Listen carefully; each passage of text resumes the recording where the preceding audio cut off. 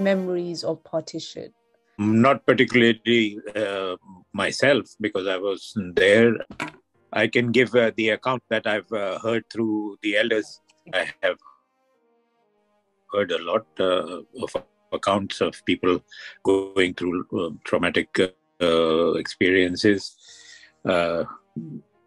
during the partition, and the way they had to migrate to Pakistan, the difficulties that they faced in getting out of their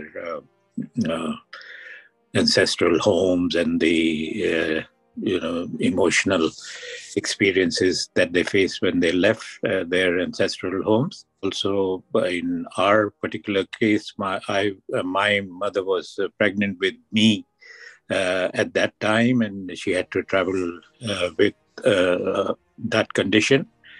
But luckily, they managed to get a better transportation facility because of my father's connections with some of the people in the United Nations organization through United Nations aircraft or some other arrangement similar to that. They managed to get them to Karachi, where they had to stay in refugee camps for the initial days till they managed to get some accommodation in the old part of Karachi. Based in Delhi, and they had to leave their home in Delhi. So coming to Karachi and leaving everything behind, have you heard, because obviously you were just a baby, but have you heard how it affected your family?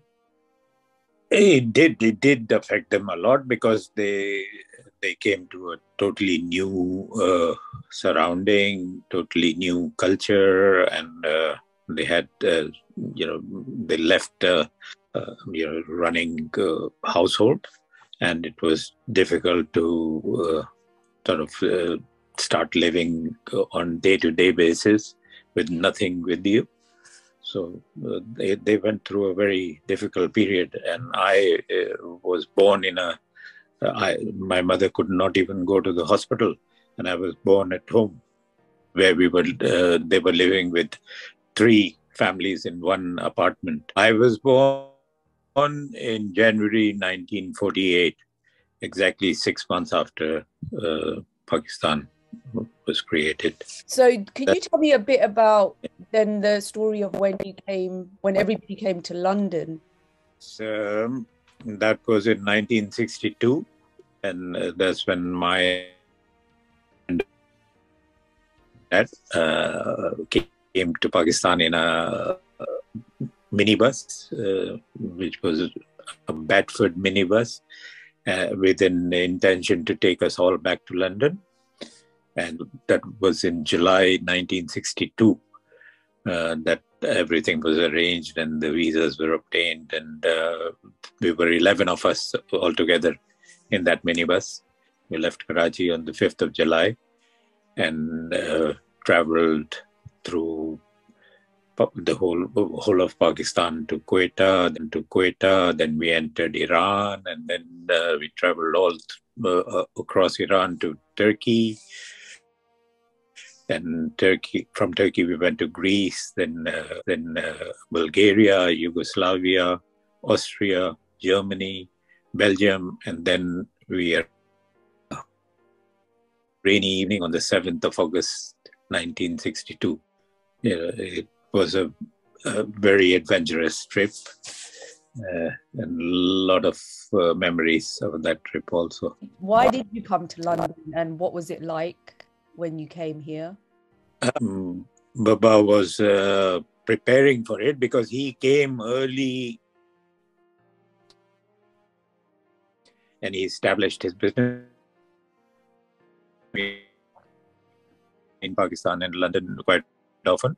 And he made 2 earlier trips by car also. So gradually he was intending to bring us all to London, which started with your granddad Khalda's father, my elder brother Manzoor. He was the first to come in 1951, 52, during the time of coronation. But then he went back and then came back again in the 60s.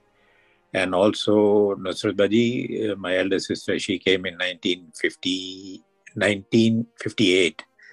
She came to London, and then next to come was Nigat, my other sister. She came in 1960, and in 1962 we all joined the rest.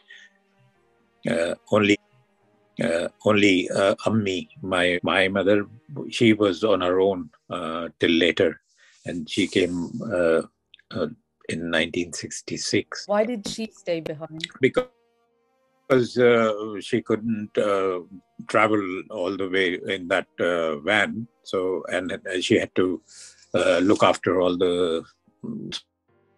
So this, but because of any arrangements being made regarding what would happen to the house and things like that, so she stayed back to finalize everything, and also because another sister of ours, Ismat Baji, she was also there, so she wanted to be there with them for a while. Was it a warm welcome in London or not? UK was, London was very different to what it is now. It wasn't that multicultural, or, there were hardly any facilities available for us, and we had to go through a tough time. At the same time, there was tolerance also, because we managed to get quite a few things done, which it took time and was difficult, but in the end, we did manage it.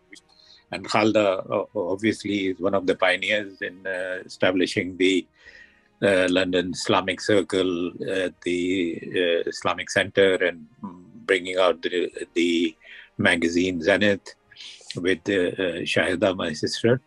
And I think we were among the pioneers in establishing ourselves in London and UK. But although it was tough, and we did face quite a bit of racist remarks and difficulties trying to get things which are essential for our religion and tradition. So coming up to the 75 years of the creation of Pakistan, like, what does it mean to you? Pakistan means a lot to me, because I've grown up with Pakistan, and it's gone through turmoil and bad periods. We've seen it through the good times and the bad times. It's something that will always be with us. We are going through a turmoil again, but hopefully with Allah's help and our dedication, we will get over it. And things will get better, inshallah. Inshallah. Do you think it was necessary to have a land like Pakistan for Muslims? Yes, I'm certain that was the best thing that happened to the Muslims of India, because especially with what things are shaping up now in India, it definitely seems to be the best thing that has happened to the Muslim community in the Indo-Pak region. I wish more people, we could have got the partition done in a better manner, because we lost a lot of Muslim majority areas which were supposed to be with Pakistan, but we didn't get them, and that's why we were a weaker country. And also because of the two separate entities, East and West Pakistan, which were separated by a portion of India, and that made it even more difficult. But as we are a nation of more than 222 million, we still need to unite and show that we have been blessed with a country which we need to look after and make it work better.